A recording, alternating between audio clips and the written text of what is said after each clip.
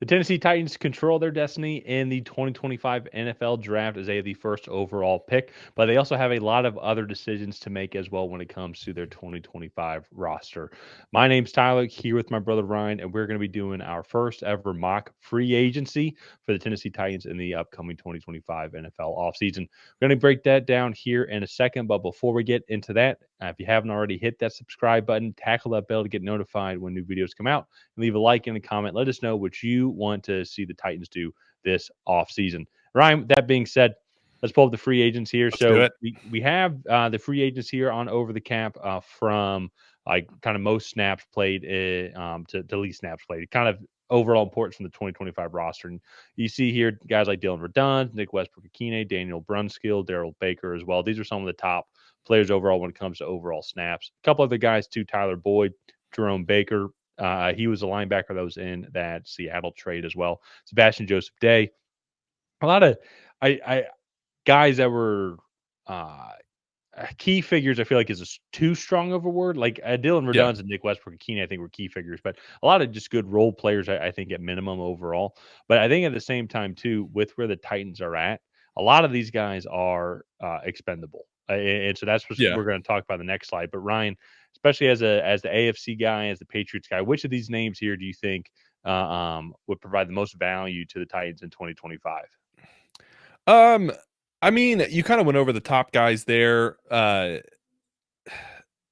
Nick Folk might be an interesting one to potentially talk about. He's 41, but was a pretty decent kicker this past season. That's not the name I thought you would say, if I'm being Well, honest. I'm trying to think of guys that played like significant amount of snaps. Where like down here, like a lot of these guys are just uh like you said, role players. So could bring back Quandre Diggs, Mike Brown, Nick Van Nett, like just again some of those role players. But that was one of my big things with this roster as a whole was just that they had a lot of those role players. They just didn't have anybody at the top of the roster to really go and make the big plays and be competitive no matter who they were playing. And I know defensively they were ranked pretty high, but they had some bad performances on the defense. They just didn't give up a lot of yards and were able to kind of pick on some worse offenses in the NFL. So like I'm very interested to kind of see where the Titans go from here. But yeah, I think there are a few guys that they could re-sign. But other than that, I mean, they're kind of just going to bring in some, or that like they could potentially just bring in some other rotational kind of role player guys this Yeah, offseason. yeah. Uh, I really think it's unique. I think every position is upgradable here Yeah, for the Tennessee Titans, and I think that's kind of one of the things when we go look at some of the potential cap casualties. Like I think there's some guys that like potentially could, if their contract would afford it, or maybe they could be trade pieces. Like I mean, Calvin Ridley, he was 1,000-yard receiver last year, but maybe they want to unload that contract, just start fresh. Probably not. I'm just saying out there. But there's a couple guys though that we think that they're going to hang on to and even try and clear up some more space for a couple of the moves that we think that the Titans could potentially do as well. I'm kind of going to go down this theory of if they end up going this route here, but they're going to clear up some space as well. A guy like Harold Landry kind of clear up some space. I think we did about 10 million or so in the yeah, restructure as well.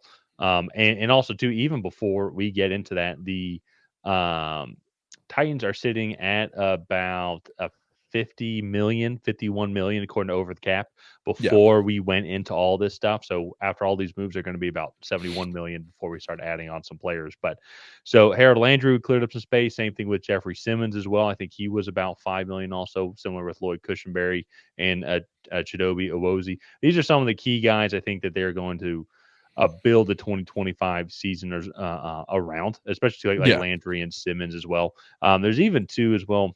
I saw some things. Was it Simmons? I think Simmons was a potential cap casualty. As if you go look, no, potentially. yeah, it was Landry. That if they do cut him, it would clear up about 10 million in space. But at the same time, though, too, I don't see them doing that. If I'm being honest, so Yeah, that's something I'd be curious to hear the Titans fans think about. There's only one player that we ended up cutting, and we'll get to him here in a second. But Ryan, what do you like about kind of this restructuring of these players here, especially too when it comes to strategically trying to build the roster for 2025? Yeah, so for 2025, I think it definitely helps to clear up some cap space. There's gonna be a lot of teams with significant amount of cap space, so it's gonna be a little bit of battle of attrition, I think, there at like to compete for some of these top free agents. And I think when you go look at the Titans roster, they have some, I don't want to say old players, but some aging players that are approaching their late 20s or early 30s that I think that they can go and pull some money out of those contracts and then go and give it to other players to kind of build up this roster. I don't think Jeffrey Simmons or really even Harold Landry would be cap casualties. That defensive line was pretty good this past season. They definitely need to increase their pass rush there, but I do think like just with how stout they were against the run for most of the season that it'll be I would be very surprised if they get rid of anybody there Mhm. on that front. So it other than that, I mean, just rearranging these contracts, you're not taking any years off of anything. You're just kind of moving some of the money up front and giving it to these guys now in bonuses or uh well, I guess in only bonuses, and you're just decreasing their base salary and cap hit. So, I think it's good. We can get into Kenneth Murray here, able to save about 7.5 million by just cutting him outright, and uh, I think you can go and find a replacement for him. This is a pretty decent linebacker draft class. You can also maybe go dip your toes in free agency and get a linebacker for pretty cheap. And so just releasing him for a little over 7.5 million, I think makes sense for the team. Also, Well, I'm not. and well, I was especially too with the value that he was bringing, Yeah, and like, and you could save that much money. You can go and use that 7.5 million elsewhere in a yeah. much more valuable way to the team. Yeah, no, for sure. And I was just about to say, I'm not sure how much he really even contributed to this defense this past season. So, I it's interesting. That is the only cut that we made. As you start to get down here into these guys that are making $1 million a year, um, like these guys kind of swap from roster to roster. So we're not gonna deal with some of like the lower roster guys, just because you you replace them so easily and they're so cheap. So, Yeah, uh, yeah. it, That they're the ultimate role players. These are the special yeah, team guys, that you have yeah. coming in, and they're gonna be fighting for spots in training camp. And so, Mhm. we try to focus on the more like the top 22 guys, the guys that can come in and out and play a lot of snaps. And when we look at the guys that we're going to go and sign here, the two guys that we think that they're for sure going to bring back, it's going to be Nick Westbrook Akine and then Sebastian Joseph Day. Nick Westbrook Akine was actually the number two receiver when it came to total yards for the team. He actually led the team in receiving touchdowns. He was kind of actually, Mhm. I think he it was actually kind of like a fantasy flex juggernaut because he went on like a 6-7 week stretch where like he had a touchdown. Like he had like one catch for Yeah. 30 yards and a touchdown. So it was like that's not bad. I do think though just to have that continuity in that receiving room as well. Whatever that means for Tennessee as well. But then with whoever is going to be the quarterback, you're going to have some sort of veteran receiver in there as well. Receiver is definitely going to be a spot that they're going to be wanting to bring in.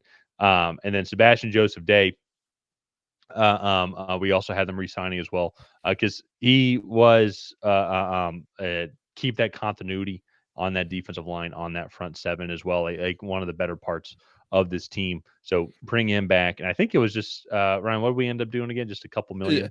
yeah, so we did 2 years, 8 million for Nick Westbrook Akina, and then we did 2 years, 10 million for Sebastian Joseph Day. So 5 million a year and 4 million a year. Yeah, So pretty pretty straightforward contracts. I mean, I don't think one, we're not getting uber complicated in signing these guys to bonuses and whatnot, but both these guys I think you can bring back for relatively inexpensive prices.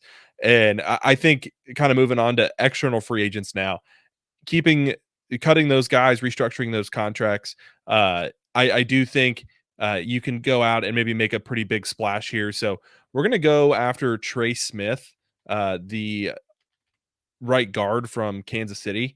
I do think he's going to be expensive, but honestly, if you just do a 4 year 20 or 4 year $80 million deal with $20 million a year, I feel like that's pretty good value. That's about what Robert Hunt got this past offseason when he went from Miami to Carolina, and he was the top guard in that free agent class. And I think here that the Titans would be more than happy to pay this amount for uh, Trey Smith.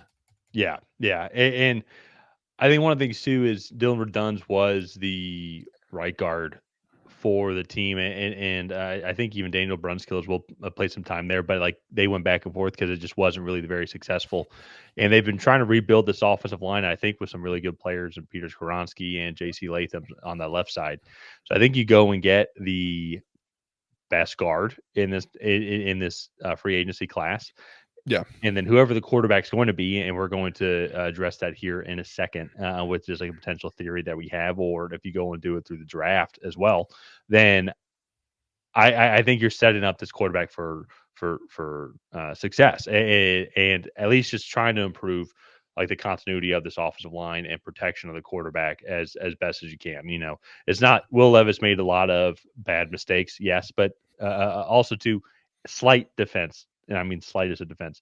Offensive line did also kind of struggle a little bit around him as well. Yeah. He made a lot of mistakes that were 100% on his own, but you still just need to have as best offensive line that you can. And I think this would be worth the money. You can even finagle the numbers around a little bit, like where it would be about $80 million, but you can maybe spread it out where it can be backloaded on the contract as well if you wanted some more money. Because that's why too. One route we're going to go, and so they do still have $52 million, and there's other ways you could go about doing that. Is like maybe you could go hit up the free agency class, and maybe address your secondary with like Carlton Davis or DJ Reed if you want to get in that bidding war, or maybe even bring over like Javarius Ward also. But we ended up going a different route, and part of this then too is if the Titans are not fully sold on Cam Ward or Shador Sanders, then I think it's worth looking like what would their free agency splash be, and what would some of their other quarterbacks be, and the one real quarterback that would be worth the wait. Well, worth the wait's a one way of saying it, but I think one where it's going to get the most amount of money this free agency class, and I think they have some money to do that. It would be Sam Darnold. Now, maybe Aaron Rodgers as well, if you'd want to go that route, but do the Titans who are rebuilding one to go get a 41-year-old quarterback? I don't believe that will be the case. They're not in a win now mode. I feel like the Titans are definitely more in a spot like how the Lions were or how the Buccaneers were when those two teams got Jared Goff and then Baker Mayfield.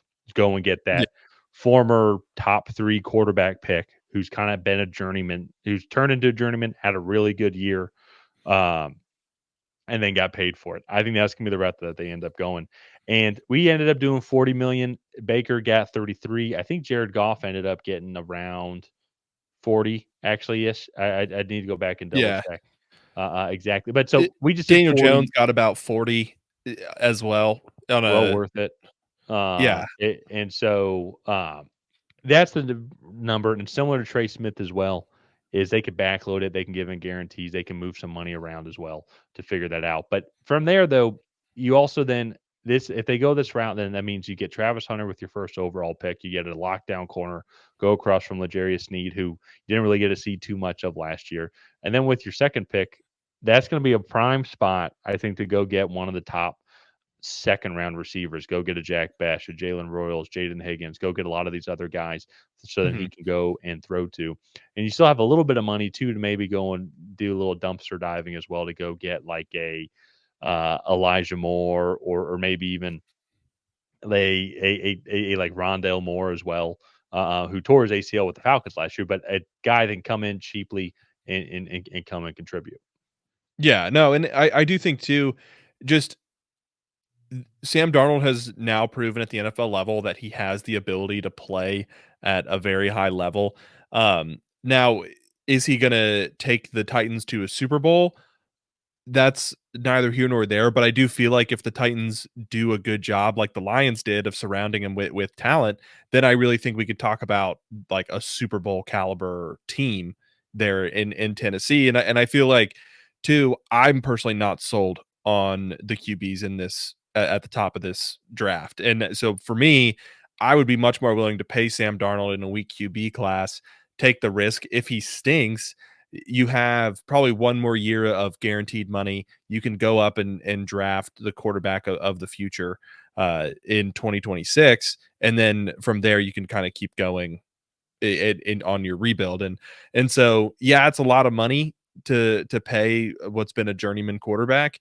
But with that being said, I feel like the risk is worth taking, especially when you can talk about getting a getting potentially your quarterback of the future, and then also adding a talent like Travis Hunter. I think that's going to be really nice to have. Yeah, and then your offensive line is set too as well. If you go Yeah, Trey Smith, so we went kind of the big explosive route, the fun, exciting route. I think there's a lot of other different ways. There's a lot of other potential ways the Titans could end up going. yeah, But this, though, I think if you're trying to get those building block pieces well, and also too, if you think about it, if you backload these contracts, the NFL is only going to be making more and more money. The cap space is only going to keep getting bigger and bigger as well, proportionally to I think what yeah, these contracts are now. So you can backload some of these contracts and then still kind of have some flexibility to maybe even go out and get a couple more like different type of like key explosive playmakers. Like hypothetically, let's say they go inside the division, they replace Kenneth Murray with like EJ Speed or something like that from Indianapolis, or maybe a Robert Spillane who's going to be from Las Vegas if they want to get into bidding war there and try and get some more key veteran pieces now. And I'm just kind of throwing out some names, but yeah, you can backload some of these contracts now. And now take it from a Falcons fan that's going to work out perfectly for us. So maybe take my advice as a grain of salt when it comes to quarterback contracts, but it's also my show, so you have to listen. But but it's going to be interesting though because of especially with the Titans with how do they value the quarterbacks? Because even too as well, I keep seeing then Shador, he's not going to partake in the combine, just going to be doing interviews as well. Didn't really do anything at the Shrine Bowl.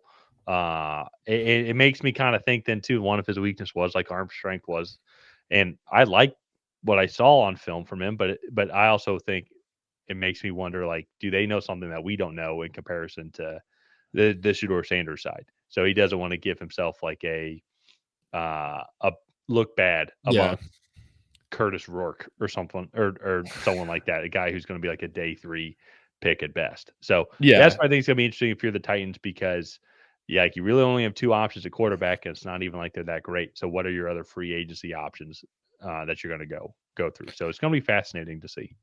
Yeah, and I will say too, in Shadur's defense, like you look, Caleb Williams, Jaden Daniels, and Drake May all did not throw at the combine this past Fair. year. And so like I if you feel Fair. like you're gonna go that high, maybe it's not worth it. But yeah, I don't know. I mean, I am not sold on either of those guys being franchise quarterbacks. I think if you compare them to last year's class, like they're definitely in that second tier discussion, like the Michael Penix, JJ McCarthy, and Bo Nix. I think they're both probably closer to Bo Nix than Michael Penix in that Yeah. conversation. So, also, I will say that's a little unfair because Michael Penix's biggest issue was the fact that he had 2 torn ACLs and whatnot. Like his play was phenomenal, but just the injury history was scary. So that's that to me, I think the Titans could really go make some big splashes this free agency. I'm looking forward to it. I think they have a solid foundation of a team. They just need those star players to come in and play at a really high level so everybody else can just kind of fall in line. But let's go ahead. Let's wrap up this video here. If you guys have not already, please go ahead and like and subscribe. That is the best way to help out the channel. While you're down there, leave a comment on what you thought of this Titans mock free agency. Did you love it? Did you hate it? What would you have done differently? And other than that, we'll see you guys next time.